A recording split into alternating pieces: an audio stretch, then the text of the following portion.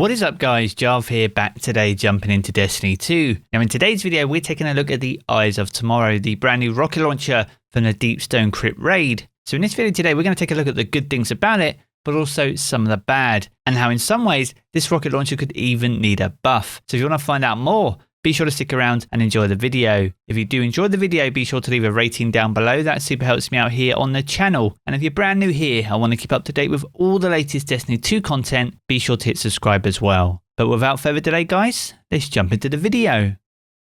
Now before we jump into the meat of today's video, I want to first invite you all to the Jarv Community Hub. This is a fast growing community Discord that's got nearly 3,500 amazing Guardians, so whether it's finding groups to play with or even just talking about Destiny in general, be sure to jump in. It's available to everyone, and you can find the link to the Discord server down in the video description below. Now as we said in the intro, today's video is mostly around the Eyes of Tomorrow, the brand new rocket launcher from the Deepstone Crypt raid. So as we said, if you haven't got this already, you will need to jump into the Deepstone Crypt, the brand new raid from Beyond Light, and go for that raid completion. The chance of getting the Eye of Tomorrow is very low. I know literally only a few people with it, and it is down to RNG on whether it will drop for you or not. But the more raids you run each week on multiple characters, the more chances you have of getting your hands on one. So with that all being said and done, let's take a closer look at this rocket launcher itself. So here we have it, the Eyes of Tomorrow. It comes with the intrinsic trait Eyes on All. This weapon is capable of tracking and firing multiple targets simultaneously, and whilst it can hold one round in the magazine, each round consists of 6 individual volleys. It also has the additional trait Adaptive Ordnance, so killing 4 or more combatants in a single volley increases the damage of the next volley, and we'll be taking a much closer look at that perk later in the video.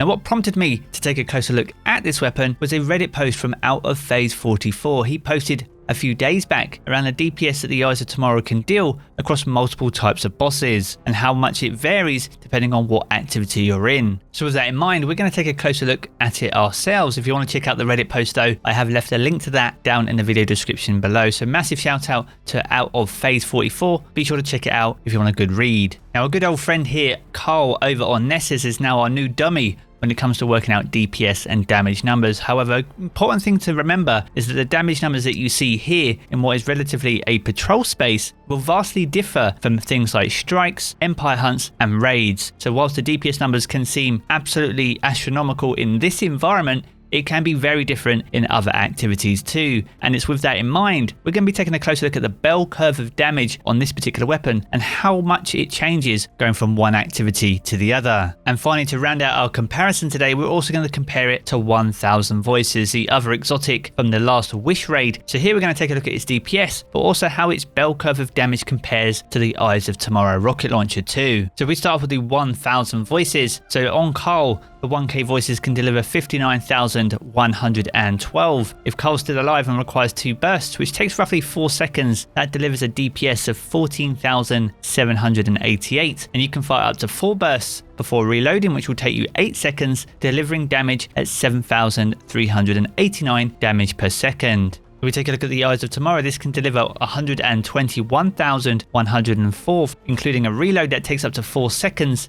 delivering a DPS of 75,690. And for comparison's sake, if you required 4 rockets, which would take you 10.5 seconds to fire, that delivers a DPS of 51,901. So a massive difference in damage numbers between those two weapons. Now things start getting interesting when you jump into strikes. I jumped into the Inverted Spire, so Protheon is the boss at the end. Now with the 1000 Voices, you can deliver 63,585 per round. If you require 2 rounds, which takes 4 seconds, that's 15,896 damage per second, and 4 rounds at 8 seconds is 7,948. So once again, similar when it comes to DPS, however the initial damage is actually more, it's 7% more than if you were in a lost sector. Now if we take a look at the Eyes of Tomorrow, again on Protheon, the first initial rocket will deliver 61,368. 2 rockets, which takes 4 seconds including a reload, is 38,355 damage per second, and 4 rockets at 10.5 seconds will deliver 26,300 damage per second. So the numbers are still stacked up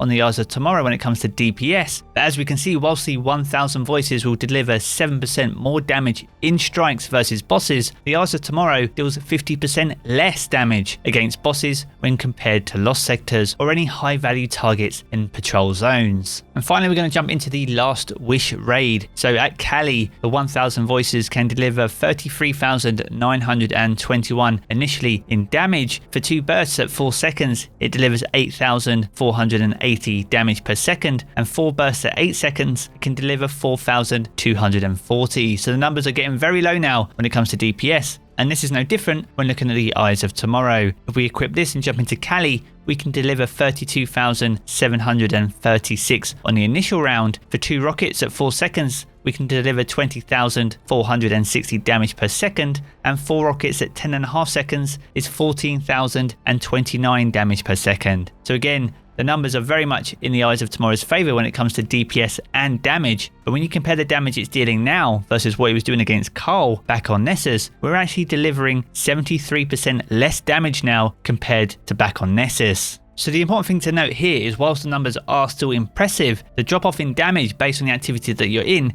is very stark when compared to 1k Voices. If we take a look at 1k Voices, this is the bell curve of damage depending on activity. You got Patrol, Strike and Raid, and as you can see it goes up slightly in Strike and naturally comes down in Raids, which you'd expect to see as it's a 6-player activity. However, if we take a look at the Eyes of Tomorrow, this graph is moving in the complete opposite direction. So as you can see here, the Eyes of Tomorrow is almost overpowered in the patrol area, and then as you go down through strikes, it drops very steeply to just 27% of the initial damage when you get to raid. So when you think about it, you'll need 4 Guardians with Eyes of Tomorrow equipped to replicate what you achieved on Carl back on Nessus. Now, it's not to say that the Eyes of Tomorrow is a bad weapon. However, it does highlight that the damage numbers are deceptively low as you move through activities. Now, it's important to remember this is a raid rocket launcher. This is the raid exotic obtained only from end game PvE content. However, realistically, it's not in a position for you to even use it in end game activities, especially when it comes up against bosses. If you're looking at high value targets though and clearing ads, then absolutely knock yourself out. The Eyes of Tomorrow is probably the best bet